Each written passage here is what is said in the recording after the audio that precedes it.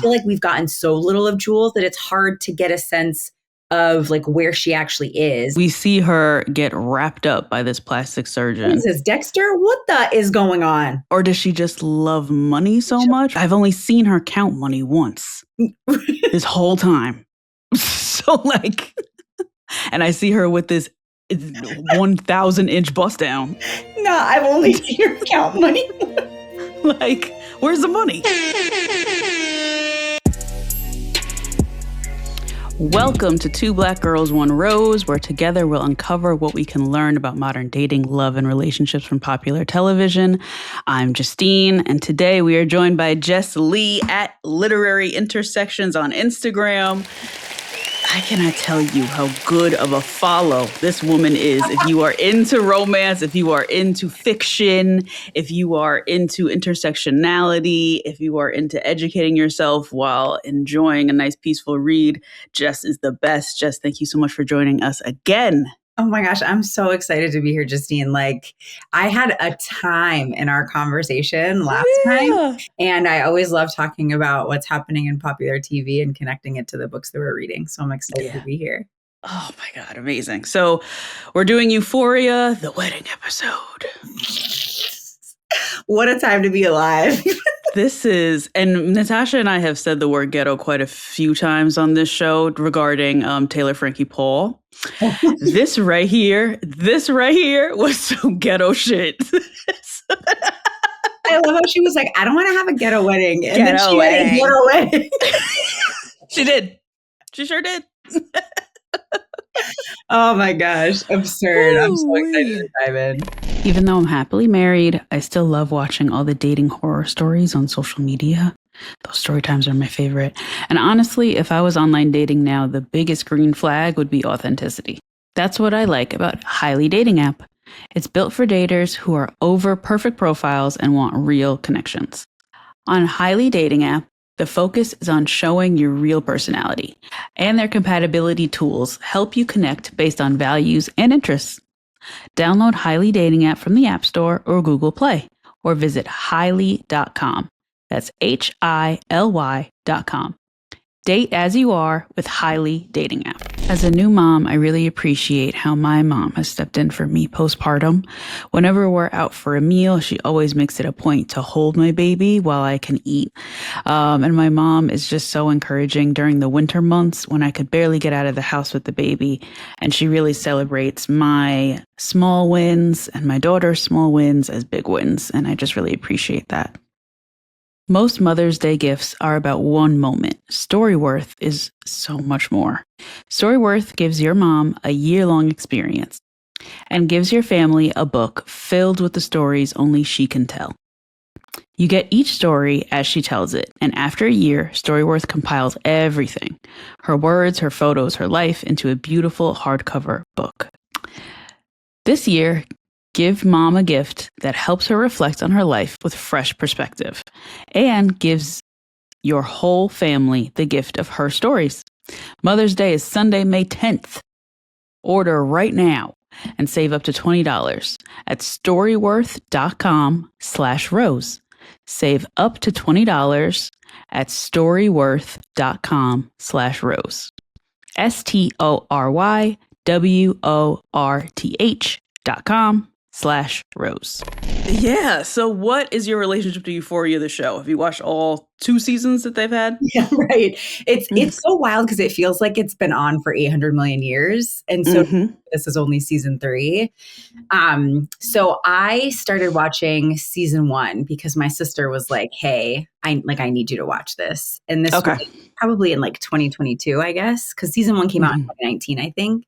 So and so I think I was on maternity leave. So I think it might have been 2020. And I remember at one point texting her and being like, hey, my anxiety is at like a level of million. Yeah. Like, does this get less? Like, do I get less anxious or am I just going to be anxious throughout this entire show? And at one point, I remember I was watching it. My husband came out and it was a scene where like, these kids are fucking. And I was like, and my husband was like, what are you watching? And I was like, I am extremely uncomfortable. This show is giving me so much anxiety. Like, I'm enjoying it, but also not really enjoying it, right? So I Yeah. feel like I have so many complex feelings about it. Yeah. But I stayed for Zendaya, right? Like I think that was really like one of the reasons why I started watching it. I feel like Zendaya is just like a visionary, and I am really obsessed with everything that she does.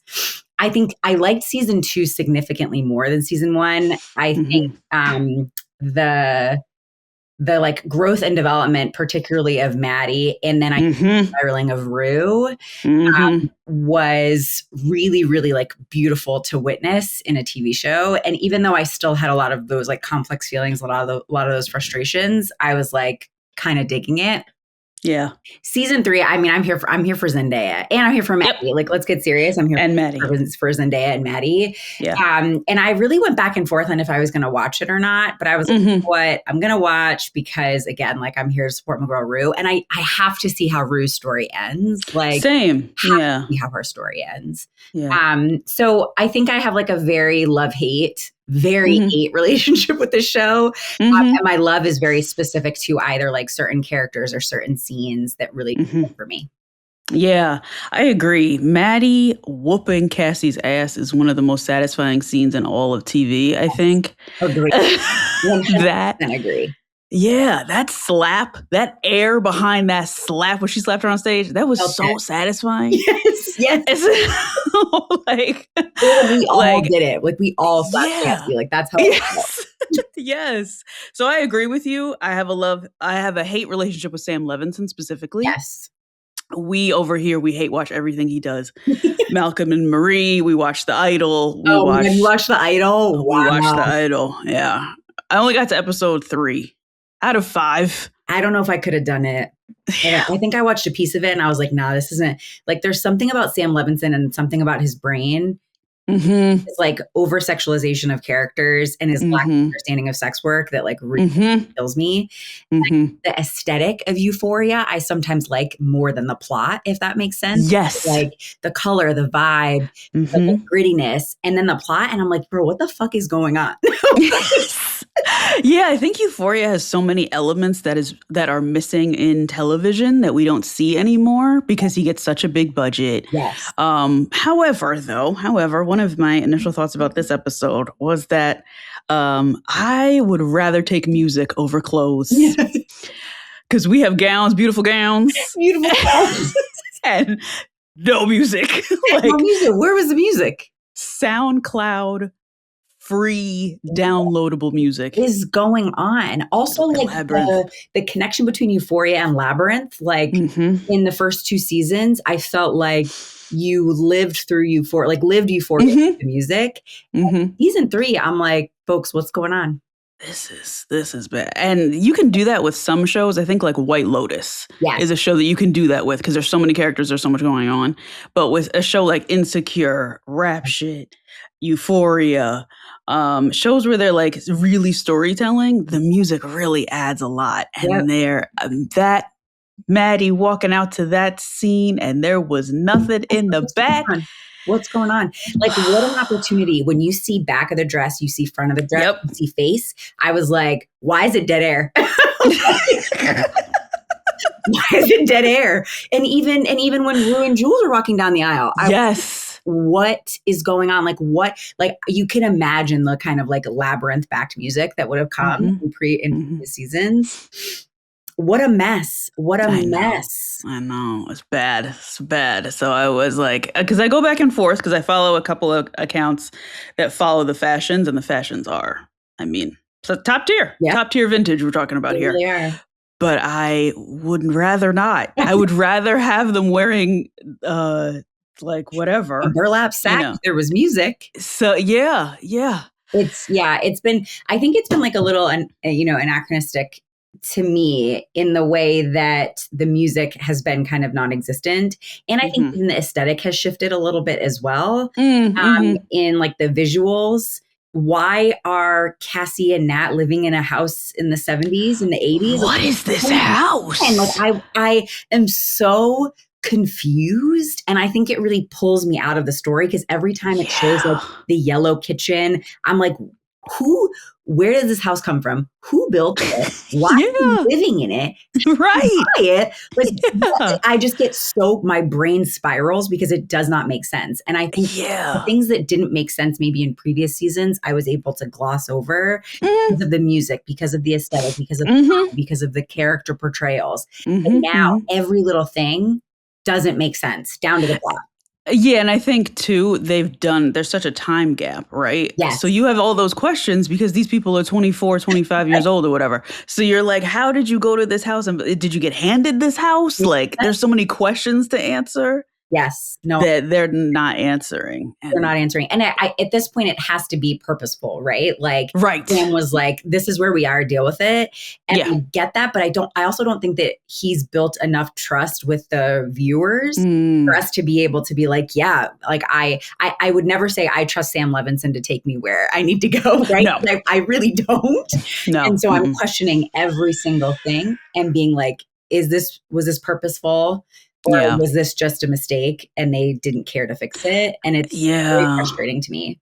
Yeah. But I will say Zendaya is acting her butt off. I think they all are, to be honest. Yeah. But Zendaya, they ain't no way she this dumb. No. In real life. There's no way. She is phenomenal in this. Yeah. Like, she's phenomenal. Not episode 3, but what was it? Episode 1 with the apple? And Alamo putting the apple on it. Yes, and her laughing. Facial reactions. Yeah. I was like, give her her Emmy right now. You know what I mean? Like, you feel every second of Rue. And I think that I will say that I am a little confused by Rue's storyline, right? Like, I'm interested by her and Alamo, right? Like, I'm really intrigued to see how this relationship continues, especially because he's obviously terrible. And it's interesting the way that she finds these like figures to kind of guide her. But they are, for the most part, really, really horrible people. She's just trying to kind of like find her way through. But I'm intrigued to see kind of where she goes from here as like, you know, being mentored by this like, you know, drug trafficking, you know, strip club owning, like really horrible, God-fearing, right? Like, I'm like, where does she go from here? I think that is kind of exciting in the hands of someone who's as magnificent as Zendaya. Like, it is kind of exciting to see how she's going to continue to challenge and like push Rue in all of the different experiences that she has. Yeah. And that's worth the watch. I agree. Right. I agree. Yeah. I agree. I think between her and Maddy, like, I think Maddy's also killing it. Maddy in season 3, in episode 3, she is sitting at the table and they're doing their dance, right? Their first dance, and she walks away. I've seen so many like really interesting takes on why she leaves. And I really don't think it's jealousy. I think it's like utter betrayal, right? Like, I think that she's like, you know, Nate is Nate and Cassie is Cassie, but ultimately like those two were the loves of her life. And she got betrayed by both of them.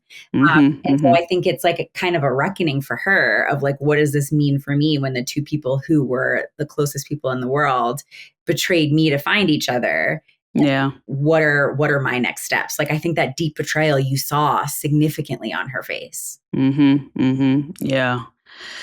Yeah, even the fact that they invited her, I was like, what? Like, Cassie really is just, I know. I like truly, I don't like Sydney Sweeney, so it makes it really difficult. Right. And I think that the line between Cassie and Sydney is not a line. I think they're the same person.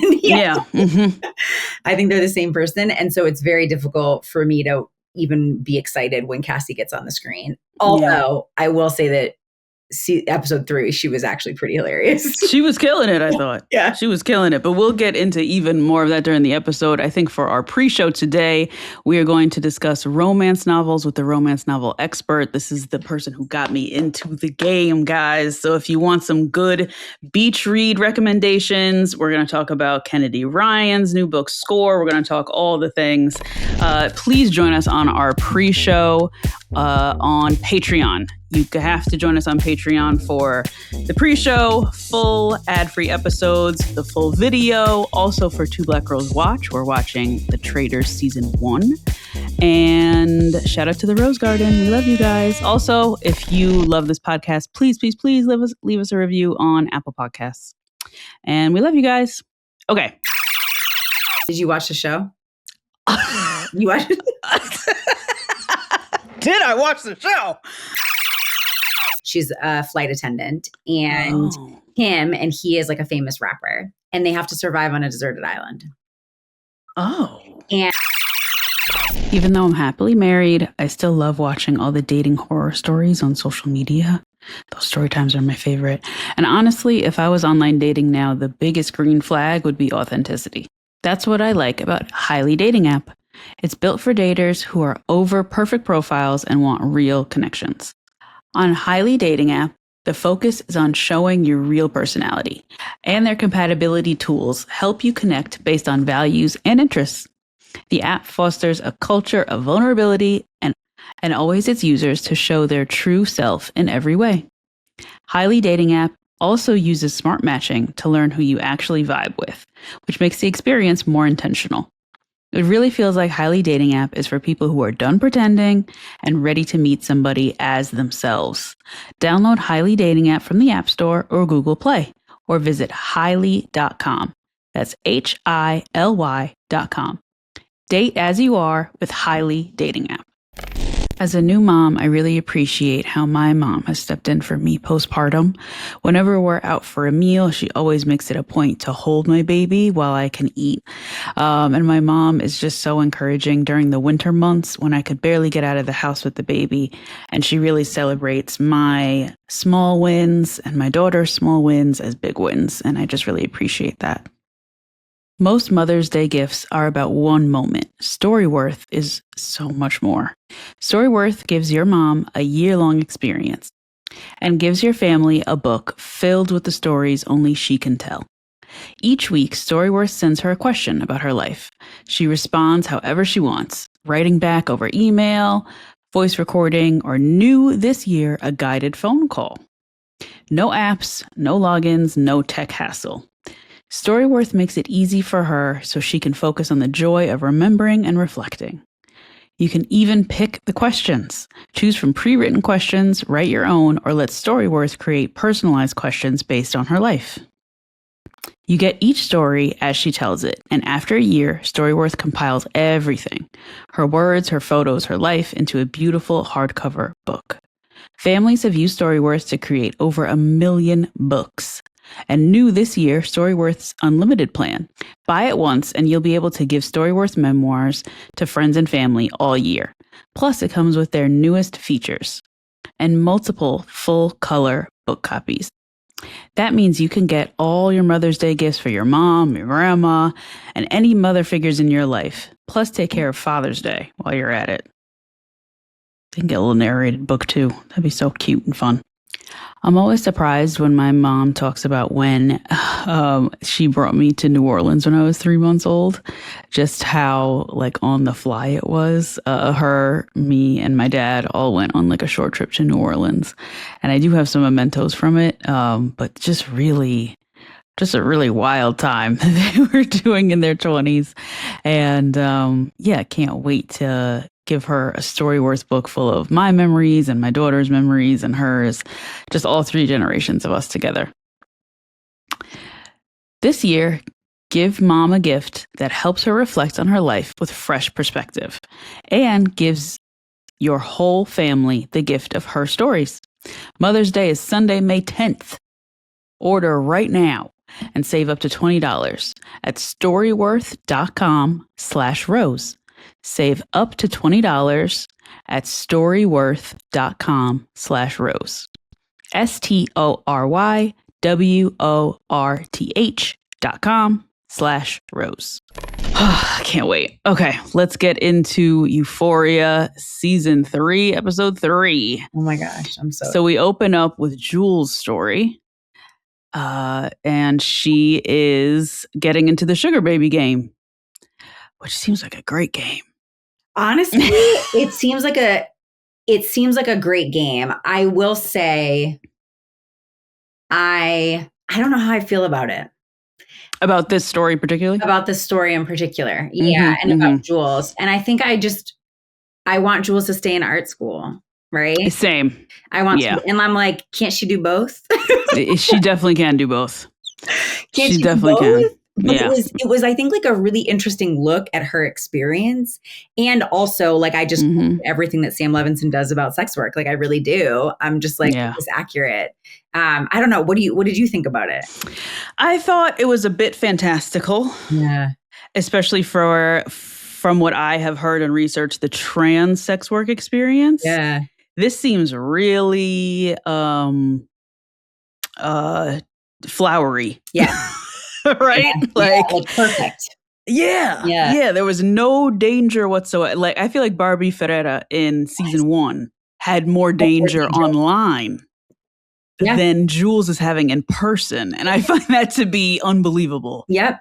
And I think the same. I 100% agree with you. And what I've been trying to think about and like kind of parse about in my head is, would I have preferred to have seen a more realistic view that ultimately showed Jules being harmed in a way that I don't want to see? Yeah. But so it's like, and now who knows if Sam Levinson like really thought about it this way, right? But it's like, do I want to see the realism, or am I okay with the fantasy because I appreciate and like love Jules as a character? Yeah. I don't want to see her hurt. But at the same time, I was watching it and I was like, this seems like a whole bunch of bullshit. Yeah. Yeah. I think it's the same even with Cassie's OnlyFans. Yes. Even with her like putting it on Instagram and stuff. And people have been talking about the age play of the last episode about how she was a baby. Like how that's not a thing. What is going on? I was like, hey, that's like child pornography. That would get you down, right? Like that is too in line with stuff that is like would get you pulled off the internet immediately. Yeah. And I know for you as a romance reader, me as a romance reader, there has to be respect for certain communities. Yes. Right? So you can't just like jump into the diaper community because they have thresholds, boundaries, and regulations that they put up to make sure that it's not a child pornography thing. Yes.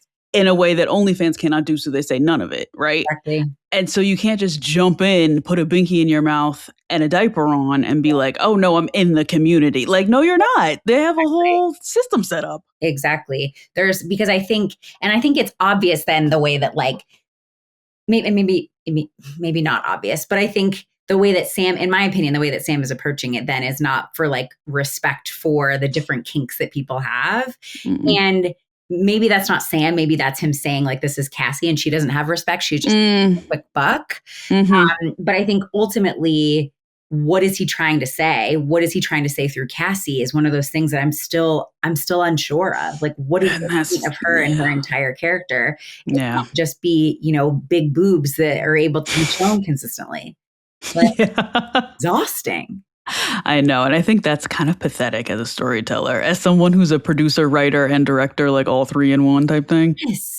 But it's lazy. It's lazy. And I think that there is this thread of Cassie being like spoiled, right? And like, she will do anything to live the kind of life that she feels like she deserves because she's spoiled.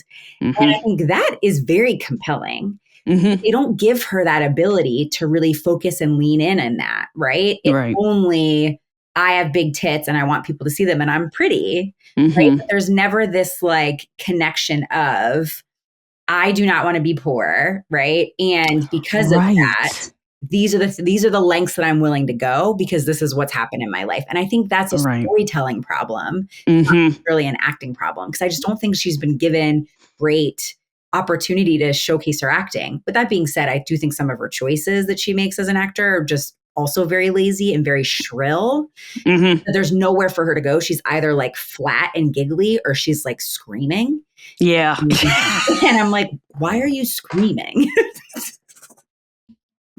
Also, I just don't like her. So that's the other part of it too. I feel like those are the only two options she got. Yeah, right. When she put on the American flag, I was talking to my sister about this. When she had the American flag, I was like, is this Cassie or is this Sydney Sweeney? Was that her idea? I feel like it's Sydney sending us right to Scooter. Yeah. Right? 100%. 100%. She's like, hey, babe. Yeah. Look what I did at work. Yeah. Jesus Christ. Horrible. It like actually like it like turns my stomach. And Yeah. I think I've been thinking a lot about the like chicken and the egg of Sydney Sweeney. Like, was she always like this, right? And damn. What came first, Cassie or Sydney? Sydney, right? Like, I cannot stop thinking about it. Yeah. Was it her first, and then Sam Levinson gave her the outlet to just be that? Yeah. Was Yeah. she so malleable, and that she put herself into this like really sad cutout, like big boobed cutout, and was like, this is how I can be successful? Because I think she's tried to break that mold with that rom-com she did with Christy, right? Christy, yeah. They were all panned and they were horrible. Yeah. So it's like, has she just said, like, this is where I get my most work, is when I'm Yeah. dumb bimbo. Yeah. Which one came first? No. Who knows? Oh my God. And that's the choice that all the other actors have made consciously to say no to, Yes. right? Barbie was like, I'm not going to do this forever. Yes. And you're not going to do this as character. So just, and obviously Zendaya is the complete opposite of Rue. So she's played all types of characters after that. Alexia Demi really makes me mad that she's not working. Why? Do you have a sense of why? There's something about her age. Yeah. There was a thing about her age. And me and Natasha always joke. We're always like, that bitch is 58. Like, we just always joke that she's like so old. But she's 35. I think it's now confirmed. She's 35. You know, she literally could be 45 and I'd be like, yep. Yeah. Or she could be like 28. Yes. And I'd be like, okay. Yep. Yeah, sure. And she was everywhere season 1. And then Sydney kind of stole this kind of success from her. Mm-hmm. I would like to see Alexia Demi in the same place as Mikey Madison. Yes, same. I don't know why Mikey Madison got that role and not Alexia Demi. I thought that was really weird. Imagine her and Honora. She would have killed it. And Honora, I was like, why wasn't it her? Why didn't you just call that girl? I thought about that before this second. You're so smart. She would have killed it. Yeah. And I was like, Mikey was fine. I don't know, best actor's fine. No. But Mikey was fine. Completely disappointed, I have to admit. I was like, really? I know. It took me a long time to watch that movie. It was like a lot. Yeah, that is actually like a stunning point. She would have done such a good job. I have not figured out why she's not getting work. What's the deal? Yeah. With her not getting work? And I don't know, maybe, Honora is the only thing that I personally cast her in. Mm-hmm. But I don't know any other stories that are being told that could have that particular actress shine. Right. And I would love to see her happy. I would love to see her smiling. To see her happy. I feel like she could kill in like a White Lotus. Like White Lotus has so much, there's such like a ensemble show. Like she could do so well. Or like, imagine her in an Insecure type TV show. Right? Mm-hmm. I like live for Insecure. And you said it earlier, and I was like, maybe I should rewatch it because I haven't rewatched it in a long time. Yeah. And I think I might. But I think that kind of show where it's like friends who, it has the same kind of vibe as Euphoria in terms of it being like around friendships and, how people are fucking up. But it's like, better. Obviously, that show is so phenomenal. But I think like seeing her in like an ensemble show, I think she does her best work when she's playing off of people. Like her acting elevates when she's playing off of Rue. That one, Rue. I was like, let's go. Yes. Let's go. You know what she needs to be in? Paige DeSorbo and Hannah Berner just got a show on Netflix produced by Amy Poehler. Really? Alexia Demi needs to play Paige. Oh, that sounds wonderful. You're welcome, Giggly Squad. You said, I'll take my finder's fee. That I think would be really perfect. Phenomenal. Right? And I need to see her do something. And I hope that execs are watching season 3 and being like, oh, damn, right? Because I do think that season 1, she was magnificent. And I mean, the way that, like, the makeup and everything just like had a She changed culture. Her and Donnie, they changed culture. Yeah. 100%. I think that season 2, she kind of got put into the back because of the Cassie and Nate relationship. And she was forced to be a little one note, not necessarily. She was forced to be. Season 3, we've had the opportunity to see her a little sad, had the opportunity to see her be a, boss bitch, be a little like vulnerable, even in these smaller scenes. Like, I want a deep dive into Maddy's life so badly. So badly. But I just, I want to see her in so many things. Yeah. I want to see this actress succeed. And also, she's the only character in the show that I want to see succeed. Agreed. She's the only one I'm rooting for, which is unfortunate, but she's the one she's all I got. Like, it's so bad. Everybody, I mean, Jules, I also think they're giving us such little snippets, right? You get like a little bit of Maddy, you get a little bit of Jules, and it never feels like enough. In my opinion, we've had way too much Cassie and Nate. Like, go away. Go away. Like, I literally don't care about any of you. Give me more Maddy, give me more Jules, because I feel like we've gotten so little of Jules that it's hard to get a sense of like where she actually is and if she's happy and where we want her to be. It's so little. Yes, we see her get wrapped up by this plastic surgeon. What is this, Dexter? What the is going on? That was wild. No. I was like, okay, this is where it gets dark. Yeah. This is where it gets crazy. Like, this is specific. Did she like it? Right? Like, that was like, I was like, is she liking this? I can't tell. I don't know. Or does she just love money so much? Which it seems like money is the root of all evil, seems like the theme of season 3. Yes. But I was like, okay, I've only seen her count money once this whole time. So like, and I see her with this 1,000-inch bust down. No, I've only seen her count money. Like, where's the money? Like, what? For sure. She's like, I can make all this money. We haven't seen it. I haven't seen any. I see this wig. Yes. I see this spring summer Alexander McQueen. Yeah. It's 92 vintage pull. Right. Like, that wig is wild. Her clothes are wild. So that's like our showing. They're showing us that she has money. But also, like, there was something about like the view of her saran wrapped, and except for her mouth, and like taking a breath, and then her like hands releasing, that I was like, is she enjoying this?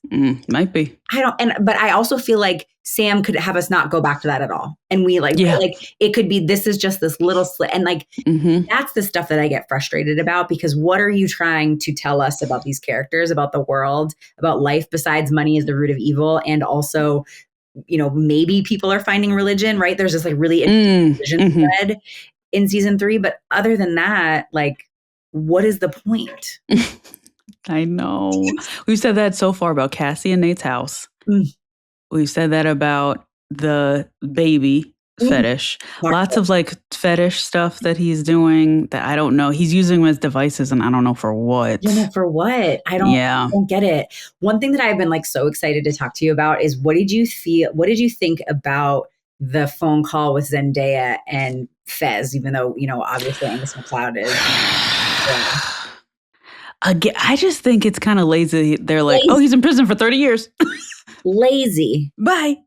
And I feel like thank you. And I feel like they tried to be like, this beautiful conversation, right? Like this idea of really being able to talk to Fez, but really Zendaya be able to talk to Angus, right? Like, bro, I miss you. But I think that it just felt lazy and frustrating. And I think that it is a tough way.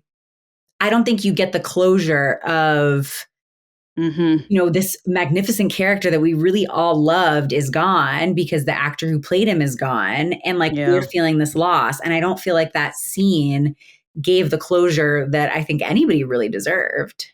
Yeah, I agree. Especially because it was Rue alone in the car. Yes. I was like, there's other people who knew him. I thought it was really lazy storytelling again. Yes. Very lazy. And like he thinks that the audience is not able to critically think. Like, I think that could have been a different way that he did it that challenged us and pushed our narratives and made it a little bit more interesting. Being like a phone call in the car when she's Ubering. Like, with no voice on the other end when every other phone call has a voice on the other end. I'm like, just make it make sense. Oh my God. Talk about Sam. no point. Yeah. It was, lazy. But speaking of lazy, we cut to Rosalia with her neck brace. Yeah. Bro, the neck brace. I love how she was like, bejeweled. Yeah. Bejeweled.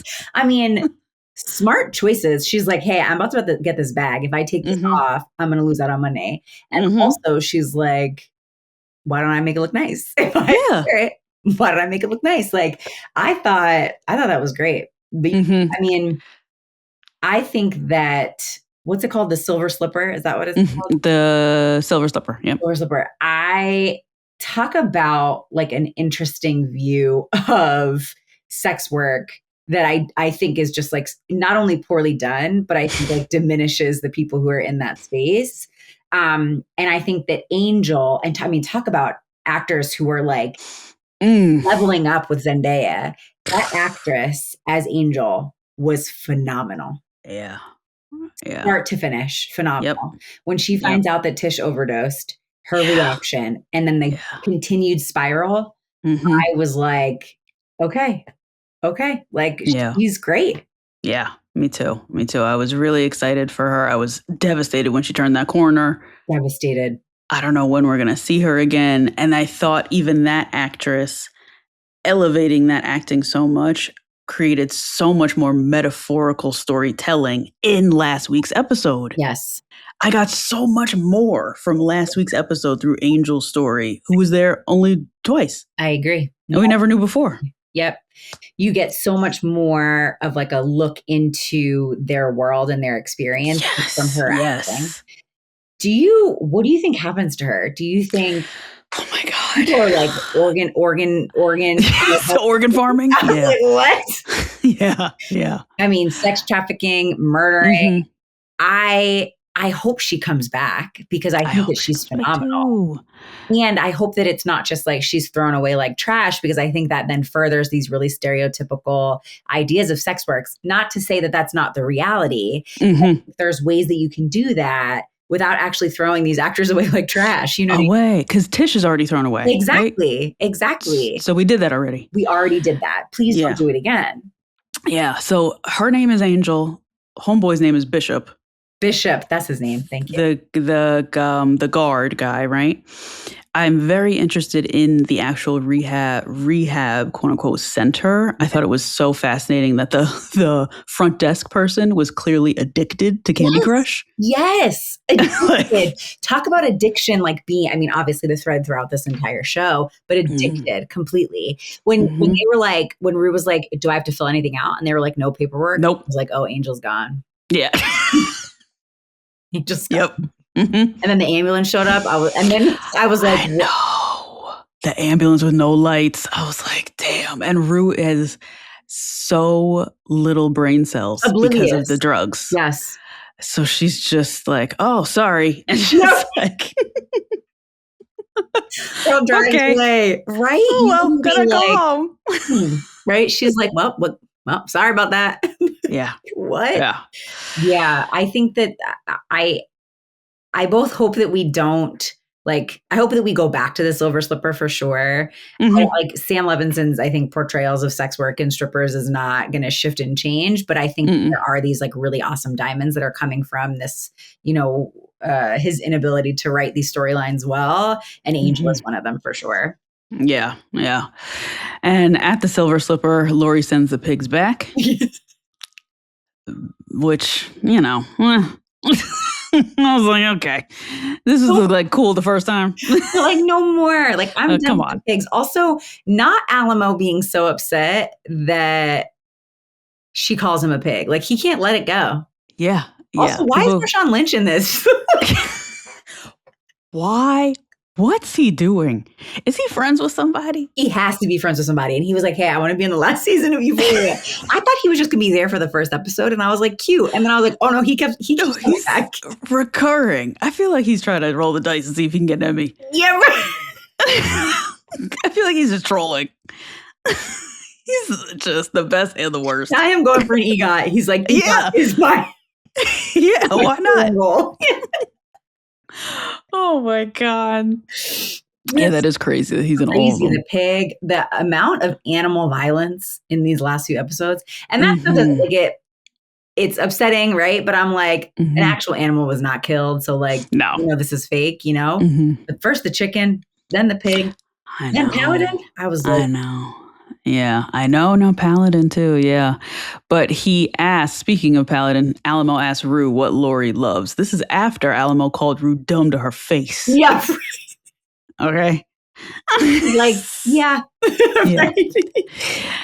And she just gives it up. And this is where you see that Rue is a true danger to herself, because why would she give that up for free? She shouldn't have. Why would she do that? She is so naive and she's too trusting. After someone like the way that she is, you would have thought that she'd have better street smarts, but she is just so messed up from the drugs and she's just very trusting. And I think she is looking at Alamo as this like guiding figure in her life. Like he's going to show me how to be a badass and he's going to show me how to be an entrepreneur, and make money and have power. And she's not thinking to protect herself. She literally has nobody to protect her. Yeah. Yeah. And it's sad. It's so sad. Even when she went back to Lori, I feel like Lori's like, what would it take you to come back? And I feel like Rue was kind of like, maybe I would. Right? More money. What? A house. I was like, Rue, get it together, girl. She can't. She has no faith that she's gonna. Yeah. It's really very difficult. My baby's only 6 months old. It's difficult to watch this as a mom. Yeah. Yeah. Very tough to watch this. And that phone call last week was very, very tough to watch. So tough. I know. As a mom. I feel like there's only so much that you can do as a parent in those instances, right? Yeah. And that, I think that's part of the reason why I struggle with this show so much is that I'm like, who is helping these young people, right? Like, yeah. We do have parents that are in the picture. You think about Cassie. Yeah. You think about Cassie's mom. You think about Nate's parents. You think Nate's parents. Like, they're all terrible. They're terrible. Yeah. And Rue, I think, was the one who had a great parent. And it's like, it's sad. Like, I wonder if she'll see or talk to her mom this season. I wonder if she'll see or talk to Gia this season, because it is like, it's so, so devastating. Yeah. Yeah. Unless we get another voiceless end of the phone call. I think Stormy Reed has like said, no, she's not in it. Oh, and which sucks. It does, yeah. It sucks, man. So we'll see. But Rue is at Jules' apartment and she invites Jules as her +1. I love that. To the wedding, which I love too. Yeah. And then we see Maddy walk into the wedding with this, somebody called it Wii music. Yeah. Which I agree. Why is this? It just sounds free. It sounds right. It sounds royalty free. It sounds free. This is what they chose. And it's not like they didn't have the time. You know what I mean? Like they have been working on this season for ages. I know. I wonder when Labyrinth quit though, because he quit publicly right before the show started. Right. Which, as a public relations major, I was like, is this just a scam? Do you think that they had different music in place and then they last minute scrambled and had to switch? So I would like to think that, but Hans Zimmer is doing the score. And that's what and you can't get him last minute. Yeah. Like, what was going on? It was devastating for her to be walking down the aisle in that outfit and have the music be that trash. Be that bad. I was like, even Sabrina Carpenter would have done better. Like something. Anything. Give me something poppy. Give me something synth. I don't care, but make it a little bit better than what you gave. It was horrible. Yep. But you know where all that money went? The flowers. Because there sure was $50,000 worth of flowers in that bitch. There were too many flowers. Even still, the wedding was ugly. I know. It was ugly. Looked ugly. And her dress was like horrible. Really Pam Anderson and Tommy Lee. Yes. It looked trashy. Everything was trashy. And not intentionally, though. She thought she was like really giving. Yes. And that's the unfortunate part. It's like the wedding that your 22-year-old self would make, right? You're like, my God, this is like, I'm going to wear all these sparkles and I'm going to do all this. And my tits are going to be my chin. Yeah. Become an adult and you're like, oh no. Yeah, I looked like she looked like one of the brides that you get in like the envelope at the sex shop. Yeah. You know, right? No, wait, that's so accurate. Right? With some pleasers. With some satin pleasers. I was like, Cassandra. Yeah, right? You need a full name her because that was bad. Those bridesmaids dresses, hideous. So bad. Oh my God. Hideous. Everything was disgusting. Their first dance, that was the worst. Really good acting. Really good acting. Tremendous acting. But like a really just overall a feeling of tacky. Yes. That LA people, I would love to know, is this how new riche white people be acting? Right. That's a good question. Because I don't. Right. Because didn't you, if I remember correctly, you grew up in Staten Island, around Staten Island, near Staten Island? I grew up in New York and I went to college and lived on Staten Island for. And lived on Staten Island. Yeah. Okay. So we're very familiar with tacky. Yes. Yes. Right. I'm from New Jersey. You did, right? So in this way, so many girls that I have known have done this intentionally with so much intention for this not to be perceived as classy or expensive. Right. It's just to be perceived as their taste. Right. Right. Right. And this to me just feels like, oh my God, we have money now. Finally. Yes. This is what it should look like. Mm-hmm, yeah, yeah. It definitely felt very new money, which is hilarious because he actually doesn't have money. He don't have no money at all. So we get a couple of speeches, which are cringy, and then we get this crazy first dance with this James Brown impressionist singer. Which I thought I didn't know why he was there either. Horrible. I was like, this is weird. Yep. And then we get Cal and Jules talking at the bar, which was scary. It was scary. I was like, hey, what's going to happen here? Yeah. I was scared. And Jules didn't seem empowered at all. Yeah. Which is why I feel like the sex work thing is going to come back to bite us. Yep. Because she seems like she shrunk in the same way that she shrunk in high school. Yep. And she also realized that the tape didn't get released. Yep. Then. Which is crazy. Oh my God. But at least he's on the sex offender list. So that's good. Deserves it big time. Yeah. He needs that red dot. Right? Then Nate's mom looks directly at Maddy and says, thank God you picked the girl who wasn't right. Horrible. I know. Horrible. So attention diverting too, right? Like so rude. Yeah. Her. Also, like your husband is disgusting and your child's a sociopath. Like, get off your high horse, lady. Oh God, I can't. And that's when you see that like, oh, it's the mom's fault. Yeah, right. You know? 100%. I don't like to blame moms all the time, you know. Me either. This one, it was her. Yeah. And I'm a girl mom, so it's like a different thing. Right, but sometimes when I see the older boys act like, oh my God, Jesus Christ, how's your brother? Oh my God. I know your mother just thinks the sun shines out your ass. He definitely calls herself a boy mom. Yes. I don't like it. I don't like it either. Great book though. Yeah. Boy mom. Great book. Great book. Oh my God. So this guy Nas comes to the wedding and starts threatening Nate at his wedding. It really gets to know Cassie and like sees like, oh, you hiding this from everybody. Got it. Okay, so we'll jump you at the house. So we're waiting for him to get jumped at his house. Maddy has these really cinematic, just nostalgic looks at Cassie and Nate. And as we said earlier, I think she's looking at like what her life could have been and getting sad about it. I think she's thinking that Cassie is probably being abused in the same way that she was being abused, and is sad for her friend who used to be her friend, who they're now trying to like mend, and she's like wringing her out like a rag for this OnlyFans stuff.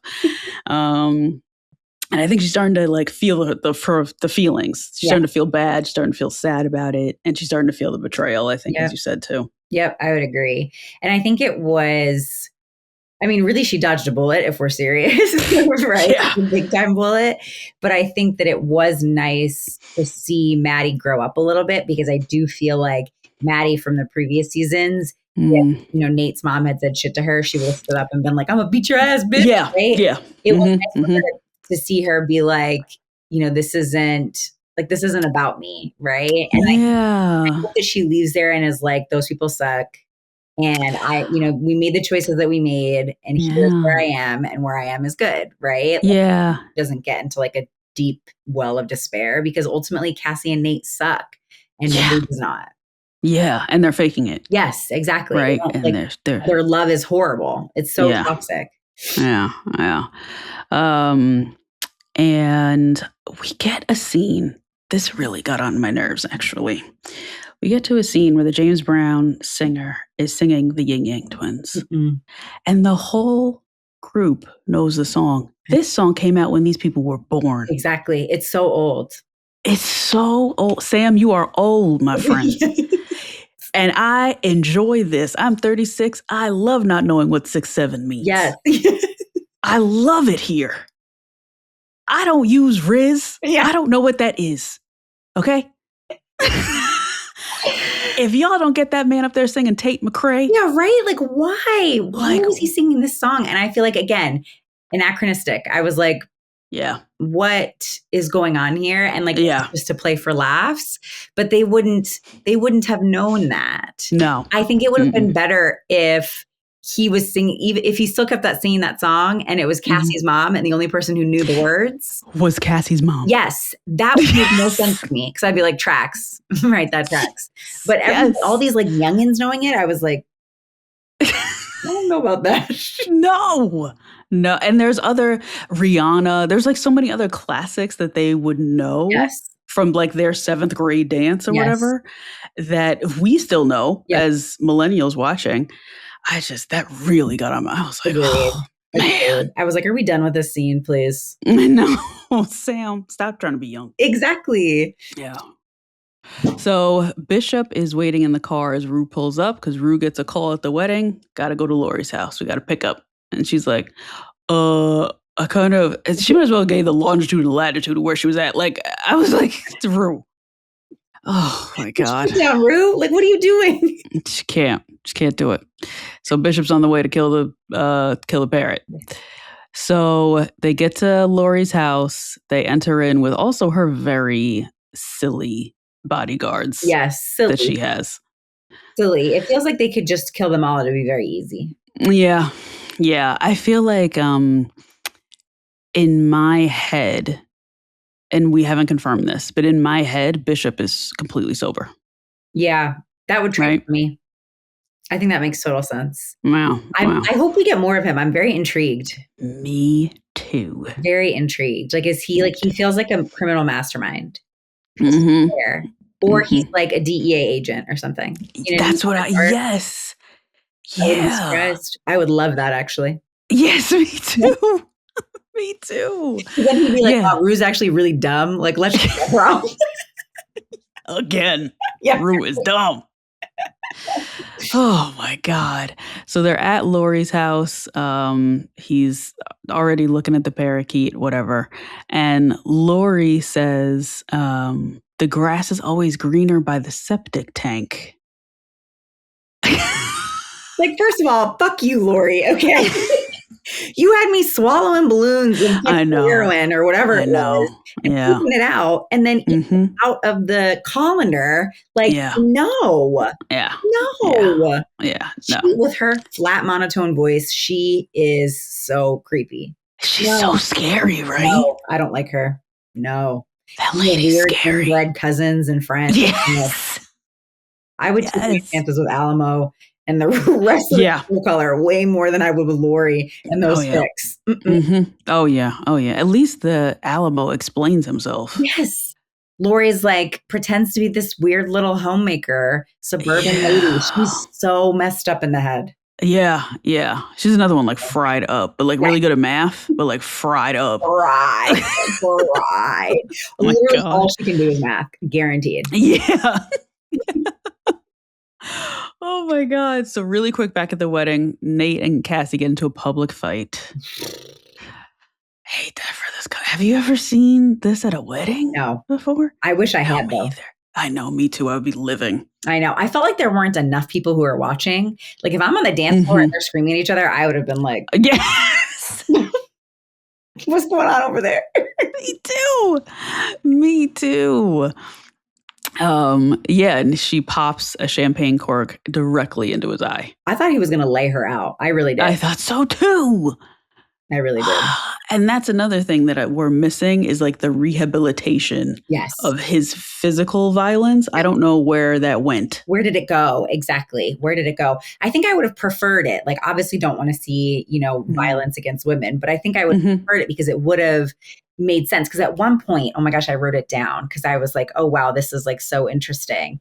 Oh, it was right after that. And the friend was like, she didn't do it on purpose. It's like a pressure thing. Corks just pop off. And it was like that deep view in his face. And I was like, oh, he's a pressure cooker, right? Like that's what they're saying, that he's under so much pressure. But I felt like that could have been a great moment for him to pop. I guess, maybe it'll be next episode post his, tiny toe being cut off. That pinky toe. Yeah. Oof. Yeah, I don't know. Then they get into this once again, ghetto Hummer limo. I didn't even know these were still available. Right? Again, this is what you as a 17-year-old think that your wedding should be. It should be because it's really prom. Yes, it's giving prom. Is really what they're doing. Also just realized Sam is telling us last episode that this is supposed to be in COVID. Really? Oh. So she had a super spreader wedding. But nobody was wearing a mask? Sam? I don't understand the timing. When he put the pin on it last week, I was like, I don't understand. I wish you hadn't done this because this makes sense. And now, so I just forgot about it because I was having sense. So, whoop, gone. Isn't that one like, what? Well, it doesn't make sense. It literally doesn't make sense. No, because even, you had a super spreader event, right? You can't get all the resources that you were able to get for a wedding when you were in COVID. And even if the people weren't wearing masks, like the workers would have been wearing masks. Yeah. Oh, Sam, that doesn't make sense. That's a big one. Oh, Sam. Yikes. Exactly, it doesn't make sense. Oh, no. Yeah, just take it out. Yeah, okay. Yeah. I'll try to forget about it, I guess. Just forget it. And that like COVID didn't impact anyone besides Maddy's mom's nail salon. Right. And everybody, like, it's like, I think it was just there to kind of set the stage of the timing, but then there were no impacts of it, which doesn't make sense. Right. It doesn't make sense. Just don't put it in. We can ignore it. This is an alternate world that didn't have COVID. Fine. Yeah. Or her nail salon shop closed for some other reason, whatever. Exactly. Yeah. Oh, Sam. Damn. God. Horrible. Damn. I'm trying to work with him here, but that's a big one. But no, terrible. Oh my God. So Nate's in this Hummer limo lying to this girl, talking about how picturesque their at home vision is going to be, which like, ew, let's go to a hotel. Horrible. Yeah, right? Horrible. Like, why gross. are you going back home to that weird 70s house? And that weird satin bed. The heart-shaped Poconos. I don't get it. Vacation. Like, is that what the house came like? Or they decorated it that way? I don't know. Also, if he's broke, how can he pay Juana? Like, none of it makes sense. And when is Juana coming back? Okay. I know. And absolutely not. And when is Juana coming back? Because somebody pointed out something really brilliant last week, that Juana pointing to all the food was calling them broke. Yeah. 100%. She was like, you want to save this and this too, right? Hot dogs. What about the macaroni and cheese? What about the corn? Like everything. When it first started, I was like, oh, that's funny. And then I was like, oh, she is saying to them, do you want to save all this so that you don't have to buy, because you can't buy other food? You can't buy food. And I don't need it because y'all pay me cash. And this, she was pointedly doing it. Yeah. Yeah. In front of people. Juana. Yeah. Yeah. She's a troll. Juana's a troll. Love Juana. She trolls Cassie all day. Such a troll. I love her. She's honestly, she's my second favorite character. Yeah, same.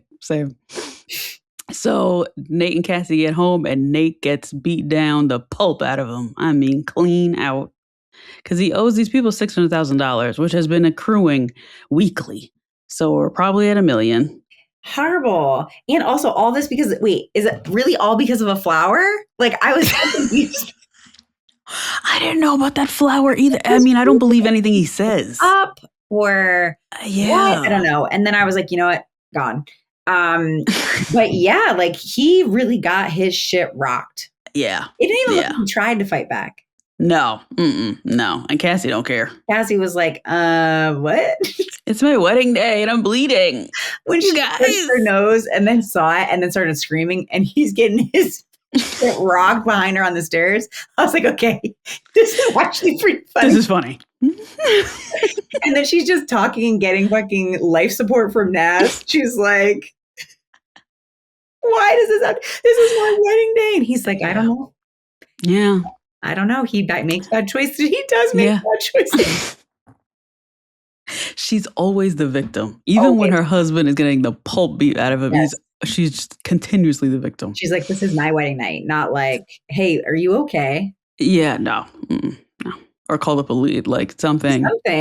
Nope. Nothing. Terrible. Oh my gosh. So yeah, he beats down so bad and they clip off his pinky toe, which was a zoom in that I really didn't need.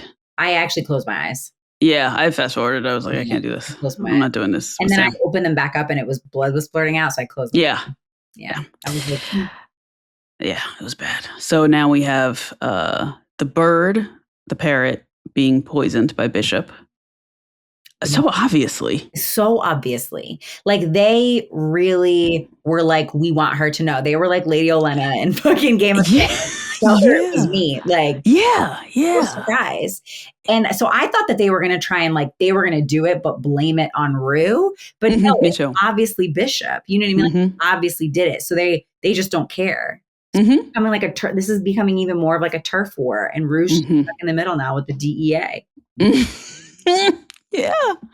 Yeah. So we'll see what happens because the bird was still alive when we leave the episode. So it's only a matter of time. Terrible. Or the bird's going to go crazy. I don't know what's going to happen to the bird. Victoria asleep just while her bird is dying. Yeah. Devastated.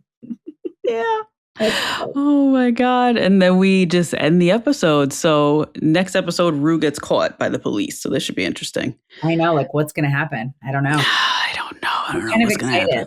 Yeah, me too. I have to admit, like, I'm not loving the show, right? Like, I'm finishing it because I want to finish it, right? Same time, I think that there are some really interesting things that are happening. And I just hope that we center more of Rue. I don't think we will. I think it's still going to be Cassie and Nate, like getting a good amount of airtime, but I just don't really care about them.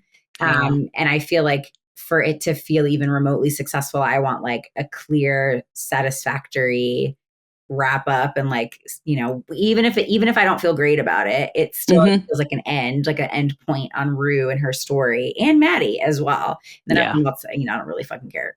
Yeah. Agreed. Jess, thank you so much for coming on today. We had the best time. I believe you'll be back, which I'm very excited about. I can't wait. I'm so excited. This was so good. It's so nice to like talk to somebody about the shitstorm that is fucking Euphoria. And being able to talk about romance novels always makes me happy. Yeah. Oh my gosh. So check out our pre-show. If you guys are not a part of the Patreon, you missed out on the beach reads. They are incredible recommendations. We also had to talk about Kennedy Ryan's new book, if you're a fan of her. And rate, review, subscribe, and we'll see you guys next week. Bye. Bye.